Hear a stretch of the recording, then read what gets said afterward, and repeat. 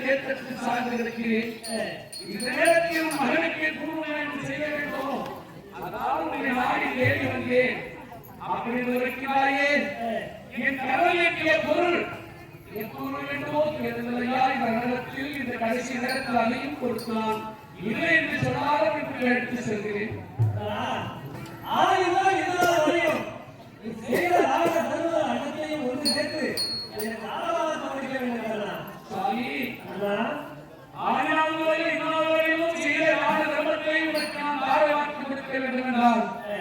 மூன்று பொருள் இருந்தால் தாரவாத்து கொடுக்கலாம்.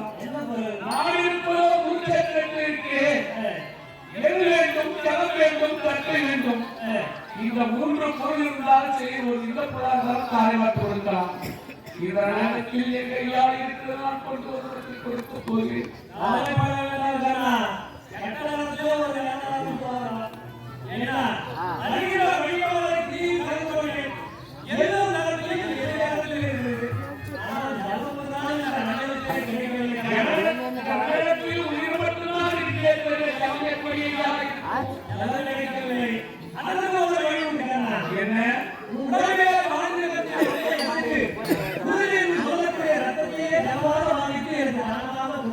அப்படியா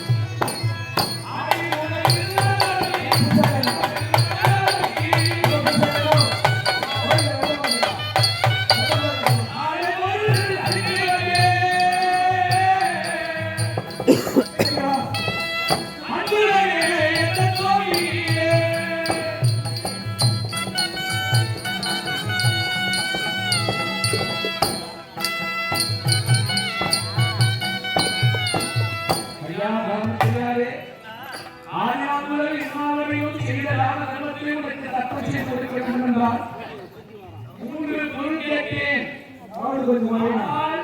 கேட்டேன். அம்மை அசைக்கலாம் துரியமான ஓடி ஒரு மனையே ஜனமாக வாங்கிட்டு எனக்கு கொடு என்று கேட்கிறாயே. நான் மனோகத்தை வைத்து கொடுக்கிறேன். நீயோ அதற்குரிய உயரத்தை பார்த்தால் காரணம் வருவாய். சந்தோஷமாக ஏற்றுக்கொள்வதாக இருந்தால் நான் அதையே அப்படி செய்கிறேன். ஐயா உன் கருத்தில் இருக்கக்கூடிய இரண்டு பொருளை கொடு. முதலத்தோடு நான் உனக்கு தாரை கொடுக்கிறேன். தாயத்தின் சிறந்தவர் கர்ணன். இந்த நேரத்தில் எப்போதே கேட்டாலும் இல்லை இல்லை என்று சொல்லாமல் வாரி கொடுக்கக்கூடிய கர்ணன். அந்த கர்ணமனால் செய்த தான தர்மத்தால் தேவதையை சூழ்ந்து கொண்டிருக்கிறார் கர்ணனை சுற்றி. அப்படி சுற்றி சூழ்ந்து கொண்டிருக்கும் போது உயிரானது பிரியவில்லை. அப்பேற்பட்ட உயிர் பிரியவில்லை என்று உலக லட்சங்கள் கோபால கண்ணன். கோபால கண்ணனானவர் என்ன செய்கிறார்? இந்த கண்ணனுக்கு உயிர் போக வேண்டும் என்று தான தர்மத்தை தத்தமாக வந்திருக்கிறார் பிராமணவர்களே. ஒருக்கின்ற கரமோ மேலே, ஆகக்கூடிய கரமோ கீழே. ஒருக்கின்ற கரம் கர்ணனுக்கு, ஆகக்கூடிய கரம் உலக லட்சங்கள் கோபாலன் கலக்கியே.